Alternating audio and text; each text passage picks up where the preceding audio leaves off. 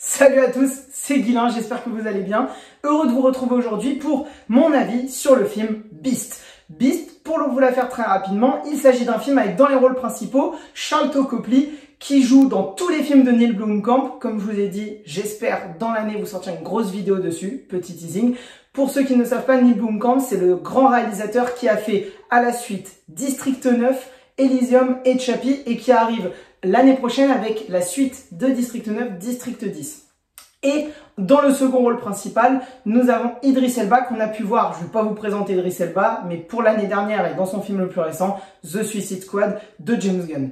Et donc, pour vous la faire très rapidement, le film Beast nous raconte l'histoire du personnage d'Idris Elba qui va aller dans le pays d'origine de sa femme, même dans la ville natale de sa femme qui est décédée il y a peu de temps d'un cancer avec ses deux filles, Mérée et... j'ai plus le prénom de sa deuxième fille, mais en tout cas la plus grande s'appelle Mérée. Et il rejoint donc Sharlto Copley, qui est lui un conservateur d'une zone protégée pour les animaux sauvages, antilopes, rhinocéros, crocodiles, lions, lionnes.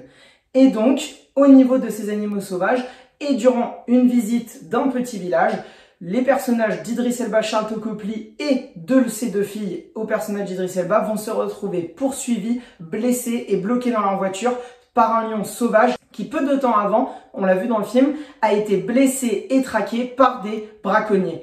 Et donc, le film, pour vous donner mon avis global, avant de rentrer dans les détails, j'ai envie de vous dire, même si je pense que ça va être très rapide, c'est que je suis presque déçu. Je vais pas critiquer le film négativement, c'est-à-dire que pour vous la faire simple, allez voir ce film parce que vous passerez un bon moment. On est vraiment sur un survival comme on nous le propose. Donc on est vraiment sur 1h30 et le film est assez court. Donc on n'a pas le temps de s'ennuyer. Où le personnage d'Idris Elba, dès la 15e, 20e minute, est poursuivi et traqué par ce lion. Et il va devoir essayer de s'en sortir avec, comme je le disais, les 3 autres personnages de l'histoire. D'autres personnages vont intervenir, typiquement une bande de braconniers. Et dans l'ensemble, le film se suit plutôt bien. Et sur l'aspect visuel, déjà, le lion et l'ensemble des animaux qui sont montrés, je pense que les animaux sauvages qui sont montrés de loin, je pense aux girafes, aux éléphants, aux rhinocéros, sont eux des vrais animaux. Le lion, l'animal principal, la bête féroce qui va les traquer tout le long du film, lui est en image de synthèse et est très très bien fait. Il a un aspect presque lion mort-vivant. On sent que c'est pas un réel lion et ça va complètement avec les paroles du personnage de Sharlto Copley qui explique que c'est pas normal que le lion réagisse comme ça et qu'il traque des humains. Et typiquement, je trouve que dans l'aspect avec son sang plein la gueule des personnes et des animaux qu'il a tués ou attaqués juste avant, il a une peau qui est extrêmement squelettique, très élancée. Enfin vraiment, je trouve qu'il fait presque mort-vivant ce lion et c'est l'une des réussites du film.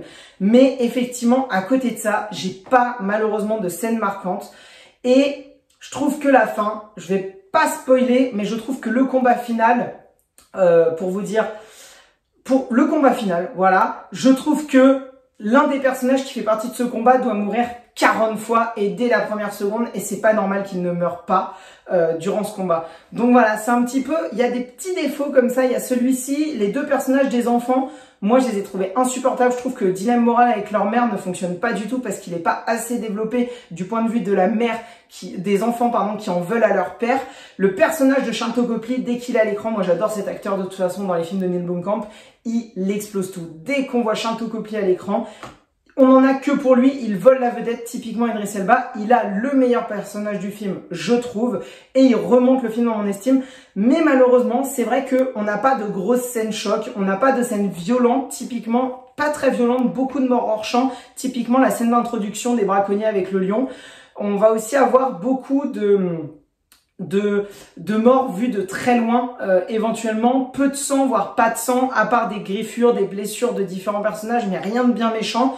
Donc c'est vrai que je trouve que pour un survival, le film respecte ce qu'il te propose et il en fait entre guillemets le minimum plus. Il va pas à fond dans le délire, il va pas dans l'autre côté dans le à fond gore, il reste un petit peu lisse dans tous les points de vue et donc bah malheureusement, vous voyez, là je suis sortie de la séance, je suis allée voir cet après-midi et je vous fais la petite vidéo ce soir. Donc, vous voyez, ça fait 2-3 heures que j'ai vu le film et là comme ça, bah aussitôt vu, aussitôt passé. Donc j'ai envie de vous dire, parce que néanmoins j'ai passé un bon moment dans la salle, il y a quelques moments de flip, il y a quelques dilemme intéressant sur la question du braconnage. Il y a quelques messages en ambivalence, j'ai envie de dire écologique et traitement de l'animal, mais c'est vraiment très sous-exploité et très survolé et pris en surface, mais ça a le mérite d'être là.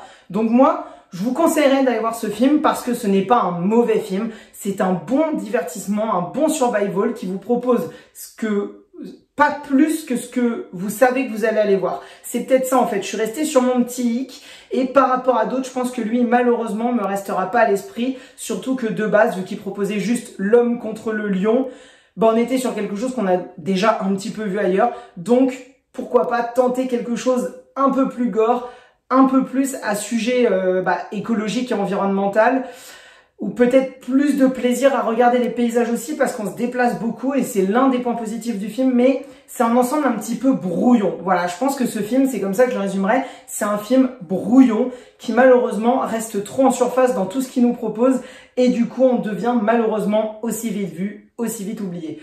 En tout cas, n'hésitez pas, vous, les amis, à me dire ce que vous avez pensé de Beast si vous avez été le voir, dans l'espace commentaire évidemment. Ça m'intéresserait justement de prolonger un petit peu mon expérience du film et de voir si c'est juste moi qui étais dans un mauvais mood et que vous l'avez apprécié. Surtout que comme vous le savez, je suis un grand fan des survival. Ça me fait un peu chier voilà, que ce film, 2-3 heures après, je l'ai déjà oublié presque. Ça m'emmerde. Voilà, je préfère employer les termes, ça m'emmerde. Donc, dites-moi si vous avez eu le même ressenti ou si c'est moi qui suis passé au travers, ce qui peut évidemment arriver. En attendant les amis, n'hésitez pas à vous abonner, bien évidemment si ce n'est pas déjà fait, à mettre un petit pouce bleu sur la vidéo, ça fait plaisir, à aller voir mes anciennes vidéos, ça fait aussi plaisir à me donner votre avis dans les commentaires. Et en attendant les amis, je vous dis à la prochaine, prenez soin de vous et surtout n'oubliez pas, regarder des films c'est bien, les comprendre c'est mieux. C'était Guilain, ciao ciao.